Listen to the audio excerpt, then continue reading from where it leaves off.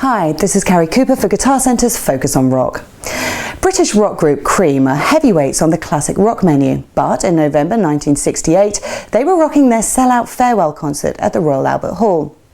So why does a band that would go on to sell 35 million albums and compilations worldwide call it a day at such an incredible time for rock and roll? Ginger Baker, Jack Bruce and Eric Clapton came together as arguably the first supergroup in 1966.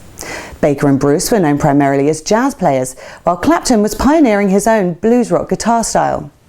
Baker and Bruce joined Cream after leaving the Graham Bond organisation and were famed for their power and creative clashes, often their in-band drama spilling over into live on-stage fights.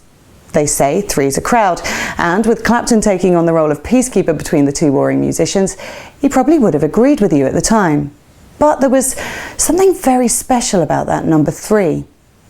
They were the only band in rock and roll that relied simply on drums, bass and guitar, showing what world-class playing and a bit of imagination could make the power of three really sound like. And the Power Trio was born. After just 3 years of bringing crowds to their knees, psychedelic drug taking and ongoing tensions within the group finally took their toll.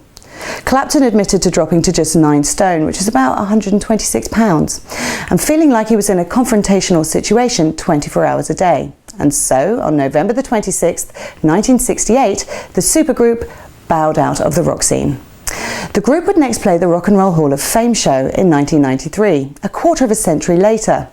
Then, only once more in 2005, Cream reunited at the Royal Albert Hall and went on to play Madison Square Garden for a few nights too.